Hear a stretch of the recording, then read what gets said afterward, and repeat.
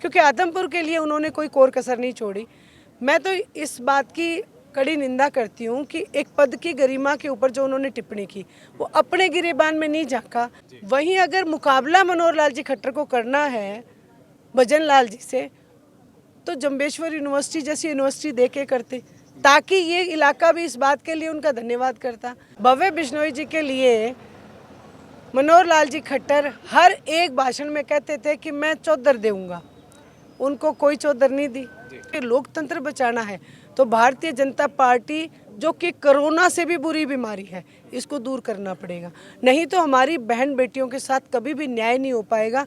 दोस्तों नमस्कार, मैं हूं सुरेंद्र नैन और लगातार हम आपको जो है लोकसभा चुनाव की खबरें दिखा रहे हैं। इस वक्त हम हिसार लोकसभा के आदमपुर में हैं और यहाँ आप देख सकते हैं कि इनेलो से जो उम्मीदवार है सुनैना सिंह चौटाला वो जा रही है। मैडम, जिस तरीके से मैं बात करूँ आदमपुर की, तो कहीं ना कहीं आदमपुर को भजन लाल का गढ़ कहा जाता रहा है क्योंकि उन्हीं के परिवार के लोग यहाँ से जीतते रहे हैं। लेकिन जिस तरीके से कुछ दिन पहले मनोहर लाल खट्टर जो है कैमरी गाँव में आए थे और उन्होंने भजन लाल को लेकर जो भी टिप्पणी की थी, तो कहीं ना कहीं बिश्नोई जो समाज है पूरा पूरा आदमपुर बड़े आहत है। सबसे पहले तो आपका बहुत बहुत शुक्रिया, धन्यवाद। और जहां आपने सवाल किया ये बिल्कुल सही बात है। मैं तो हमेशा हर अपने भाषण में कहती हूँ ऐसा कोई सगा नहीं जिसको बीजेपी ने ठगा नहीं। आप शुरू से देखें, कुलदीप बिश्नोई जी ने पार्टी ज्वाइन की, उसके बाद आदमपुर का बाई इलेक्शन हुआ। भव्य बिश्नोई जी के लिए मनोहर लाल जी खट्टर हर एक भाषण में कहते थे कि मैं चौधर दूंगा, उनको कोई चौधर नहीं दी। वहीं उसके बाद उन्हीं के इलाके में आके उन्हीं के स्टेज पे मौजूदगी में रहते हुए मनोहर लाल जी ने एक बात कही, भजन लाल जी के ऊपर टिप्पणी करके गए। चाहे वो विपक्ष के नेता थे लेकिन एक पद की गरिमा होती है, वो भी हरियाणा प्रदेश के मुख्यमंत्री रहे। जनता की भावना उनसे जुड़ी हुई है और ख़ास करके आदमपुर की जनता की भावना उनसे बहुत जुड़ी है क्योंकि आदमपुर के लिए उन्होंने कोई कोर कसर नहीं छोड़ी। मैं तो इस बात की कड़ी निंदा करती हूँ कि एक पद की गरिमा के ऊपर जो उन्होंने टिप्पणी की वो अपने गिरेबान में नहीं झांका। मैंने जैसा कहा कि पंचकुला में इनके अधिकारी बैग भर भर के नोट लेते हुए पकड़े गए। वहीं अगर मुकाबला मनोहर लाल जी खट्टर को करना है भजन लाल जी से तो जम्बेश्वर यूनिवर्सिटी जैसी यूनिवर्सिटी दे के करते, ताकि ये इलाका भी इस बात के लिए उनका धन्यवाद करता। वहीं आज हर नेता कुर्सी की लड़ाई लड़ रहा है। आप ये देखें, ये कांग्रेस में भी है और ये बीजेपी में भी है। ये लोग सिर्फ कुर्सी के लिए लड़ाई लड़ रहे हैं, लेकिन जनता को ये भूल चुके हैं जो लोग कुर्सी देते हैं उनकी लड़ाई आज अगर कोई लड़ रहा है तो अभय सिंह चौटाला है।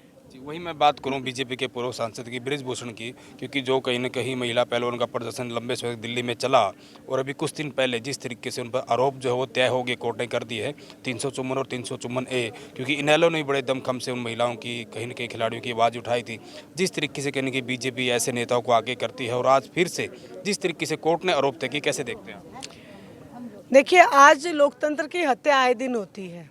मैं तो पूरे हरियाणा प्रदेश से इस बात की गुजारिश करती हूँ कि लोकतंत्र बचाना है तो भारतीय जनता पार्टी जो कि कोरोना से भी बुरी बीमारी है इसको दूर करना पड़ेगा, नहीं तो हमारी बहन बेटियों के साथ कभी भी न्याय नहीं हो पाएगा।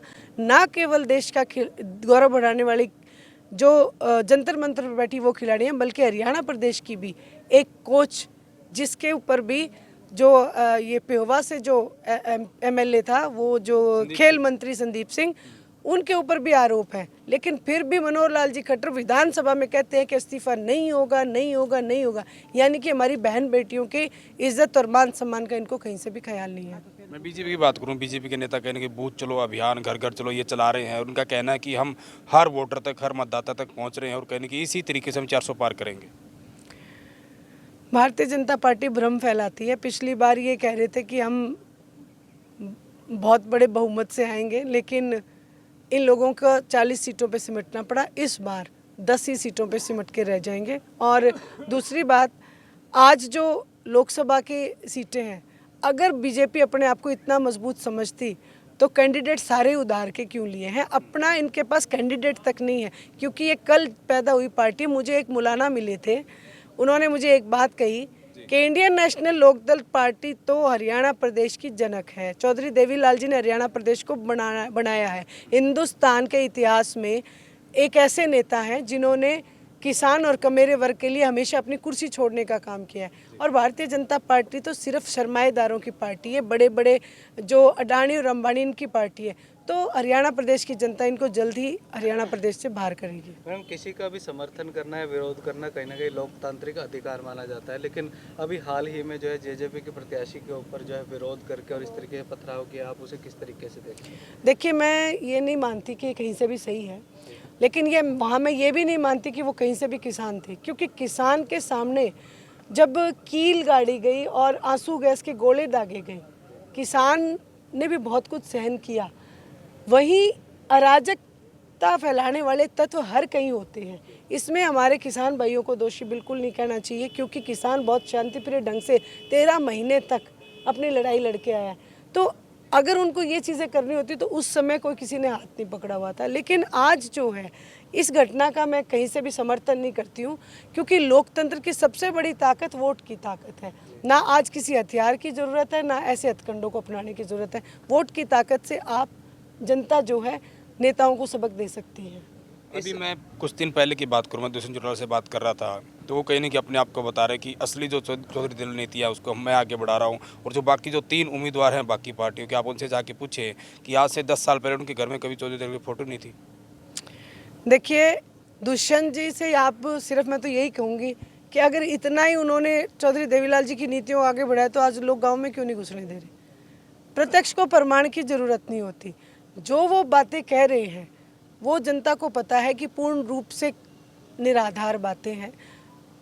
जिस समय उन्होंने भारतीय जनता पार्टी के पैरों में बैठने का निर्णय लिया था, उसी दिन जनता ने भी निर्णय ले लिया था कि इसके बाद हरियाणा प्रदेश में एंट्री नहीं होगी, और चौधरी देवीलाल जी के उत्तराधिकारी केवल और केवल आदरणीय ओम प्रकाश जी चौटाला हैं, क्योंकि आदरणीय चौधरी देवीलाल जी ये चश्मे का निशान अपनी पार्टी का उत्तराधिकारी चौधरी ओम प्रकाश जी चौटाला को बना के गए हुए हैं। इसलिए कोई कुछ भी कहे, उत्तराधिकारी तो ओम प्रकाश जी चौटाला ही हैं।